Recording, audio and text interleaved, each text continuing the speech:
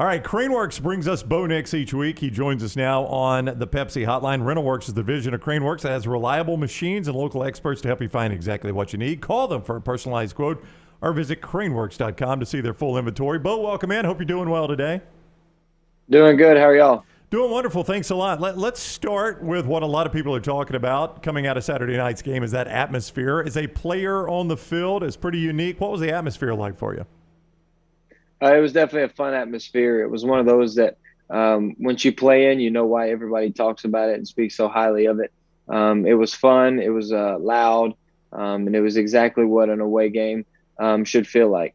I know year three, there are no moral victories coming out of a loss like that, but are there some positives that you guys can take out of that game? Yeah, there are. Just being in that environment, being able to communicate and show that we can play 4 quarters with a top 10 team. And obviously that's not our standard at all. We want to be able to beat those teams, but just to be able to go in and for it to be our first time and to play and to give ourselves a chance to win, that's obviously good moving forward and good for our confidence. But obviously when you go back and watch it, it makes you sick because you miss some opportunities out there on the field and you miss some plays that we could have hit. But that's just part of football and part of college football. Well, what do you think you learned about your team? Because anytime you play an opponent like Penn State, there are things that maybe surprise you a little bit about your teammates, or you find out something you expected but didn't really know. What did you take away that you learned about your team in this environment? Well, we kind of expected it, but it was the first time we've really been able to see it. But this team, how the effort we give and the passion we play with, it was evident that everybody on the field was doing what they could to win, and everybody wanted to win. You could see the conviction and passion in our faces and in the huddle. And it's just one of those games where we fought hard, and that was definitely not the reason we lost. And just we had some miscues and some things that we did that shot ourselves in the foot. And I mean, anytime you play a tough team on the road, you can't make those miscues, and you got to be able to fix those problems and not make them. Auburn's Bo Nix is with us on the Pepsi Hotline. He joins us each week courtesy of RentalWorks, the rental division of CraneWorks. If you have a home project coming up, call RentalWorks. They have everything from the landscaping equipment like mowers and big machines to skid steers and beyond. They've also got certified operators to handle those big jobs too. Check out their full fleet at CraneWorks.com. That's CraneWorks.com. Obviously, though, games come every week now. You got to turn the page. How long do you allow yourself to stew over a loss like that? How long does it take you to flush it and move on to Georgia State or whoever the next opponent is? That's a good question. Obviously, one like this, it'll linger forever. It'll always have regret. But mentally and kind of emotionally, you got to flip the page. About Sunday when you get in, you watch it. Once you watch it and coaches correct those things and you cover all the issues and those things that you got to correct, just go ahead and flip the page and move on, because you can't ever let a team beat you twice. And that's one of the main things. And that's one of the things a lot of good football teams don't let happen. And so that's just for us. We got to just continue to move on and not worry about this one and learn from it, correct the things that we can correct, and go change it the next time we have an opportunity. You know, a play that's obviously come up a couple of times on today's show, 4th and 2, 4th and goal, 3 minutes and 8 seconds to go. You guys run a fade there. I assume it's pre-scripted. Is that something you probably run 9 times out of 10 in that situation? That play had a bunch of different options, and they kind of gave us a goal line man-to-man field bracket type coverage, and we had a play call that we had 5 different options to throw to, and then at the end of the day, I could scramble and make a play. But pre-snap, we just got one-on-one, decided to throw the fade and thought he got kind of held up and pass interfered with. And unfortunately, in a game like that, they don't call those, even though they turn around the next drive and call one for them. But, that's just football, and I've been facing it throughout my entire high school, college career.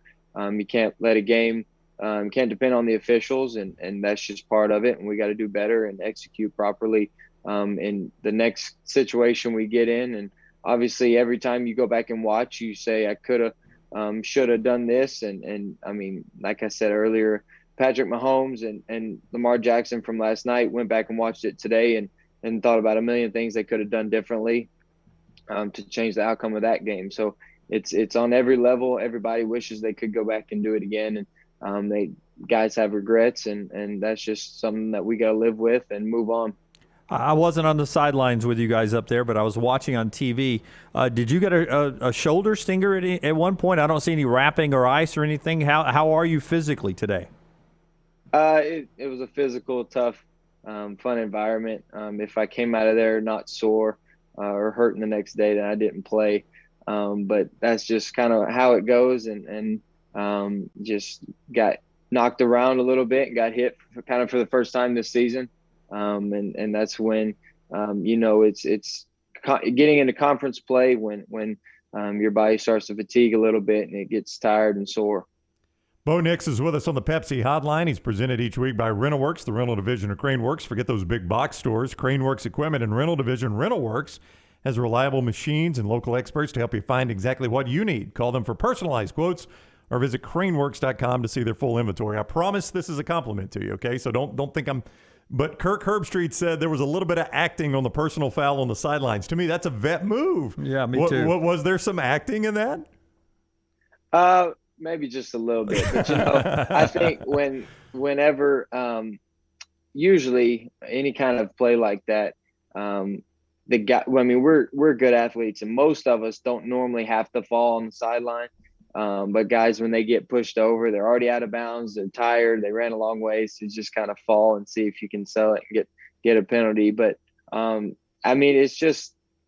was a kind of, I guess you could say, veteran move, but it was just going out of bounds and got shoved. So I figured if I stayed up, they definitely wouldn't have called it and it wouldn't have looked like anything. But sometimes you got to do what you got to do. The guys in front of you didn't give up a sack. Was that the best the offensive line has played so far? Well, I think they have played like that before, and they definitely matched their opponent this time and played good in a critical situation. Didn't even recognize there weren't any sacks, but that's just because I know they can do that, and actually that's kind of the first time I've noticed it.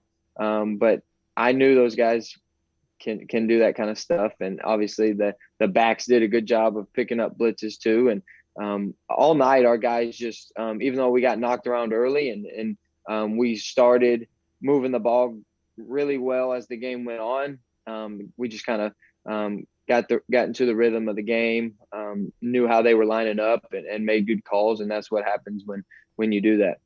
When you have the fumble coming out to start the second half, how important is it for you and other leaders on the team to go pick up a player or a teammate and rally somebody around? Because that 15-play drive after that kept you in the game, and I thought it was a statement drive. What was the sideline like after the fumble, and was there a lot of rallying the troops at that point?